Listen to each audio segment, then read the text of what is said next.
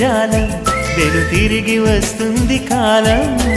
రేపుగా మన పాపగా పుడుతుంది సరికొత్తగా నీవు నాకు తోడుగా నేను నీకు నీడగా ప్రతి రేయి తీయగా పిలుస్తోంది హాయిగా ఇలా ఉండిపోతే చాలుగా నువ్వంటే నాకిష్టమని అన్నది నా ప్రతి శ్వాస